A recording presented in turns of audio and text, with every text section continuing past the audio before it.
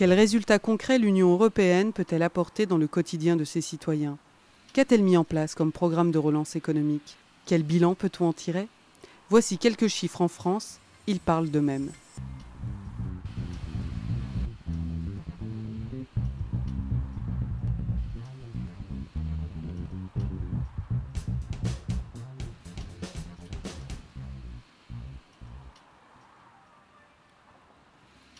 Et maintenant, prenons l'exemple de la Bretagne. Ce qui nous a conduit en Bretagne à retenir ces nouvelles dispositions du FEDER en matière de logement, c'est plusieurs constats.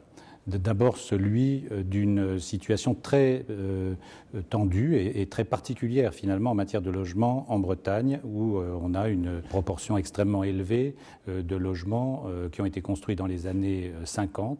Et puis, deuxième caractéristique, nous sommes une péninsule qui n'a pas de source de production électrique, notamment, avec une très grande fragilité, dans un partenariat qui est dans cette région assez resserré autour d'un comité régional de l'habitat, avec une agence, une association régionale des organismes HLM qu'on appelle Haro Habitat.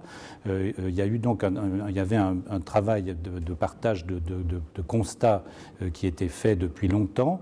Et les outils que propose le FEDER permettaient finalement d'apporter des accélérateurs de financement et des solutions autour desquelles mobiliser des moyens supplémentaires, que ce soit au service de la rénovation thermique des logements sociaux ou que ce soit sur la prise en compte de populations en difficulté d'insertion et pour lesquelles le logement était certainement un élément déclencheur d'insertion sociale. Donc c'est ce constat et aussi ce travail en commun assez resserré qui a conduit à ce qu'assez vite on souhaite collectivement, et le préfet à ce moment-là on a été un peu le porteur et l'acteur, on met en œuvre évidemment ces nouvelles dispositions du FEDER. Direction Saint-Brieuc. Nous sommes ici sur le quartier de l'Europe, qui est un des gros quartiers HLM de la ville de Saint-Brieuc, et elle fait partie d'un ensemble de réhabilitation au titre de l'ANRU sur deux quartiers, donc l'Europe ici et la Croix-Saint-Lambert un peu plus loin, qui font un total de 786 logements à réhabiliter. Nous avons fait des travaux de réhabilitation lourdes,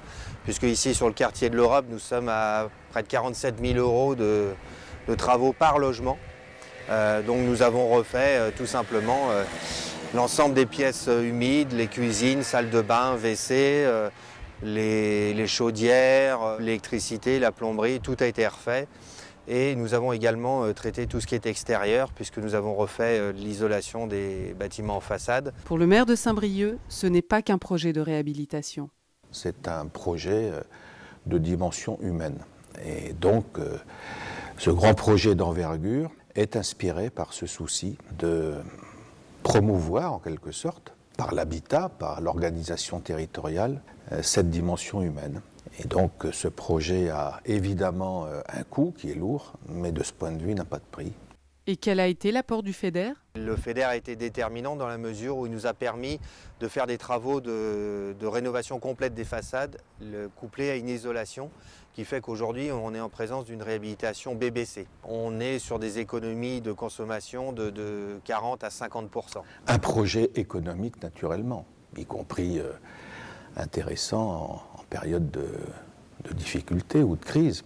Pour les entreprises, c'est naturellement préserver l'emploi de ces entreprises.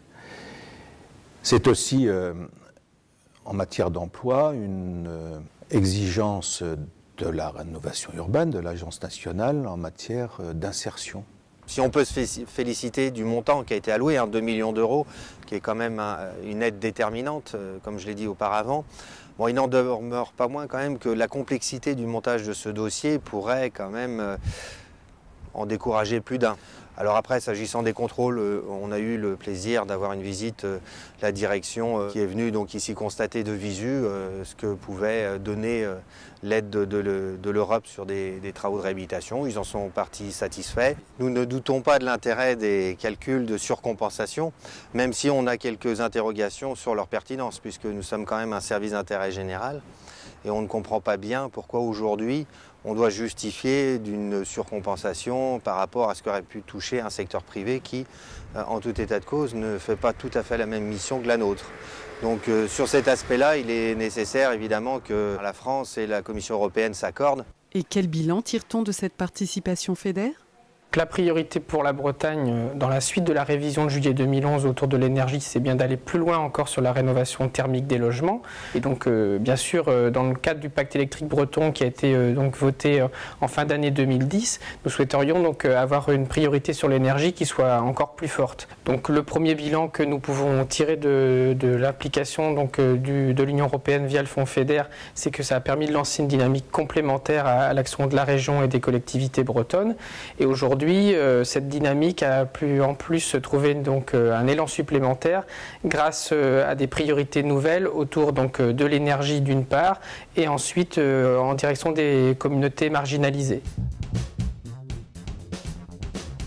On est déjà quasiment en engagement de nos crédits à près de 75% de l'enveloppe des 2 millions. Donc on n'a aucune perspective de sous-consommation et à la limite on est presque en situation en fin d'année, là quand on va faire notre bilan, de nous poser la question de savoir s'il faudrait accélérer encore. Mais bon, on arrive quand même au terme de cette période de programmation. Donc un bilan sincèrement très positif que j'établis et que je pense nous partageons avec tous les acteurs de la politique du logement social en région Bretagne.